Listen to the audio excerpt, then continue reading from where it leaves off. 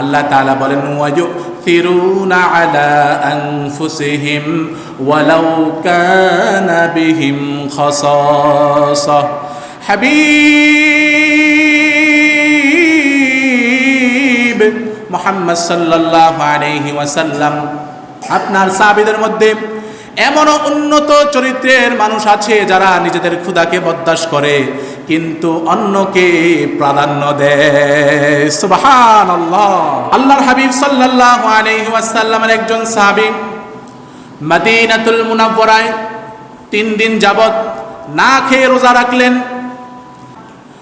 চতুর্থ দিন একজন সাহাবীকে ডাক দিয়ে বলেন, ভাই আমার, 3 দিন যাবত আমি না খেয়ে রোজা রাখতেছি, আমার জিহ্বার মধ্যে পানি ছাড়া আর কিছুই দিতে পারি নাই।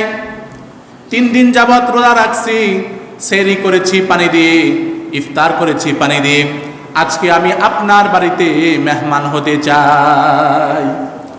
আল্লাহর হাবিবের সেই সাহাবী বলেন, ঠিক আছে ভাই, আপনি আমার বাড়িতে মেহমান হতে চেয়েছেন, আমি কবুল করলাম, আপনি রাতের বেলা আমার বাড়িতে আসবেন। সাহাবী দৌড়ে বাড়িতে গেলেন, স্ত্রীকে জিজ্ঞাসা করলেন, স্ত্রী, আল্লাহর হাবিব সাল্লাল্লাহু আলাইহি ওয়াসাল্লামের একজন সাহাবী 3 দিন যাবত না খেয়ে রোজা রাখতেছেন, জিহ্বার মধ্যে 3 দিন যাবত পানি ছাড়া কিছুই দিতে পারেন নাই। তিনি সেহরি করেছেন পানি দিয়ে 3 দিন, ইফতার করেছেন পানি দিয়ে। আল্লাহর হাবিবের সেই ক্ষুধার্ত সাহাবীটি আমাদের বাড়িতে আজকে মেহমান হতে চেয়েছেন, আমি কবুল করেছি, পরে কি খাবার আছে? স্ত্রী ডাক দিয়ে বলল, প্রাণের স্বামী, আপনি আমি 2 জন, আমাদের ঘরে একটি বাচ্চা আছে 3 জন, খাবার আছে ঘরে একজনের, কেমন করে খাওয়াবেন? স্বামী বললেন, স্ত্রী, তুমি আর আমি খাবো না, সবটুকুন খাবার সেই সাহাবীকে দিয়ে দিব। স্ত্রী বললেন, ও আমার স্বামী, আমি আর আপনি না হয় না খেলাম, কিন্তু আমাদের বাচ্চাটাকে কি করব? বাচ্চাকে তো খাওয়াতে হবে। সাহাবী বলেন, স্ত্রী রে, নাউমিস সালাতি ক্বাবলাল ইশা, এশারের পূর্বেই আমার সন্তানটিকে তুমি ঘুম পাড়ায় দিও, ঘুমের মধ্যে তার রাতটা কেটে যাবে, খাওয়া লাগবে না। সুবহানাল্লাহ। স্ত্রী বললেন, ঠিক আছে। সাহাবী বললেন, যখন আল্লাহর হাবিবের ক্ষুধার্ত সাহাবীটি আমাদের বাড়িতে আসবে, তার সামনে যখন খানা দিবা, কৌশলে বাতিটা নিবাই দিও। তার কারণ হচ্ছে খাবার আছে একজনের, আমরা মানুষ হব 3 জন। যদি আল্লাহর হাবিব সাল্লাল্লাহু আলাইহি ওয়াসাল্লামের সাহাবী তার সাথে খাবারে আমাদেরকে শরীক করেন, তাহলে তার খাবারে কম পড়ে যাবে, তৃপ্তির সাথে খাবার খেতে পারবেন না। তুমি কৌশলে বাতিটা নিবাই দিও, আমরা দূরে বসে খালি খাজানায় হাত উঠাবো নামাবো, আল্লাহর হাবিবের সাহাবী মনে করবে আমরাও খাচ্ছি, তিনি মন ভরে তৃপ্তির সাথে খাবেন। যেই কথা সেই কাজ। এশারের পরেই ক্ষুধার্ত সাহাবী আল্লাহর হাবিবের সাহাবী চলে আসলেন, তাকে বসতে দিলেন, তার সামনে খানার খাজানা রাখলেন, কৌশলে বাতিটা নিবাই দিলেন। সুবহানাল্লাহ। সাহাবী অন্ধকারের মধ্যে খাবার গ্রহণ করতে লাগলেন, দূরে বসে স্বামী আর স্ত্রী খালি বন্ধনে হাত উঠালেন আর নামালেন।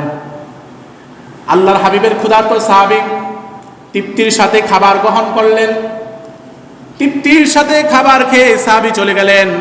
ঘরে কোনো খাবার নাই, স্বামী স্ত্রী পানি দিয়ে সেহরি করলেন, ঘুমায় গেলেন। ফজরে আজান হয়ে গেল, আল্লাহর হাবিবের সাহাবী দৌড়িয়ে মসজিদে নববীতে গেলেন। আল্লাহর হাবিব সাল্লাল্লাহু আলাইহি ওয়াসাল্লামের পেছনে ফজরে নামাজ আদায় করলেন। নামাজ শেষে আল্লাহর হাবিব সাল্লাল্লাহু আলাইহি ওয়াসাল্লাম ডাক দিয়ে বললেন, সাহাবী রে, তুমি আর তোমার স্ত্রী গতকাল রাতে এমন কি ইবাদত করেছো, এমন কি নেক আমল করেছো, এমন কি সুন্দর আমল করেছো, এমন কি কাজ করেছো, আল্লাহ রাব্বুল আলামিন তোমাদের প্রতি খুশি হয়ে গিয়েছেন। সুবহানাল্লাহ। সাহাবী বলে, ইয়া রাসূলুল্লাহ, ইয়া হাবিবাল্লাহ, তেমন কোনো কাজ করতে পারি নাই, তেমন কোনো সওয়াবের কাজ করি নাই, তেমন কোনো ভালো কাজ করি নাই, তেমন নেক কাজ করতে পারি নাই, শুধু আপনার একজন ক্ষুধার্ত সাহাবীকে পানাহার করিয়েছি, স্বামী স্ত্রী না খেয়ে পানি দিয়ে সেহরি করেছি, রোজা রেখেছি, আর কিছু করতে পারি নাই। আল্লাহর হাবিব সাল্লাল্লাহু আলাইহি ওয়াসাল্লাম সাথে সাথে বললেন, সাহাবী রে, তুমি আর তোমার স্ত্রীর এতটুকু আমলকে আল্লাহ রাব্বুল আলামিন এত বেশি খুশি হয়েছেন, তোমাদের প্রশংসায় আল্লাহ তাআলা রাব্বুল আলামিন কোরআনের আয়াত নাযিল করে দিয়েছেন। আল্লাহ তাআলা বলেন ওয়ায়ুথিরুনা আলা আনফুসিহিম ওয়ালাউ কানা বিহিম খাসাসা। হাবিব